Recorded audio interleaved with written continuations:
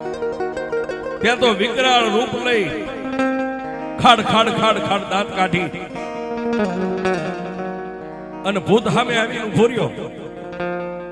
એટલે દેવા દાદાએ કીધું, ભાઈ તું તારા માર્ગે વઈ જા, મને મારા માર્ગે જવા દે.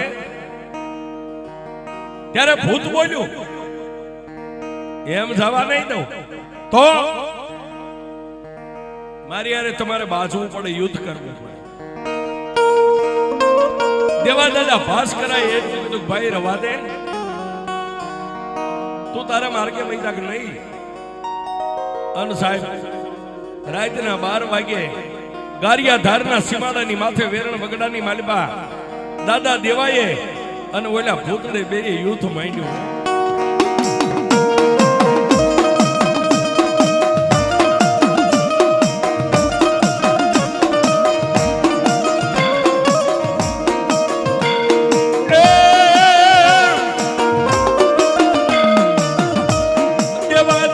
મનમાં વિચાર કરે, મારી મુંજપરી મેલડીને યાદ કરે.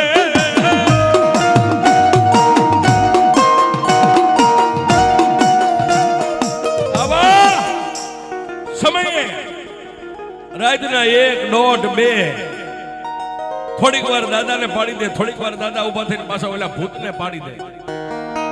આમ કરતા કરતા 3 વાગ્યાનો સમય બન્યો અને આવડા ભૂતનો સોટલો દાદાના હાથમાં આવી ગયો. એટલે દાદાએ સોટલો કાપી લીધો.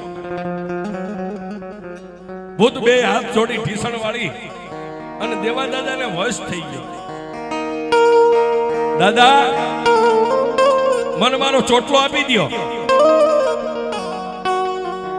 કે એમ તને ચોટલો ન મળે તો તેથી દેવા દાદાએ કીધું, મારે દીકરો નથી, તું મારો દીકરો બની અને હું સીધું ઈ કામ કર, હાલ મારી હારે. ત્યારે ભૂતે એટલું કીધું, દાદા રવા દ્યો. નહીં, તું હમણાં મને કહેતો ને કે લેતા જાઓ, હાલ મારે તને લઈ જાવ.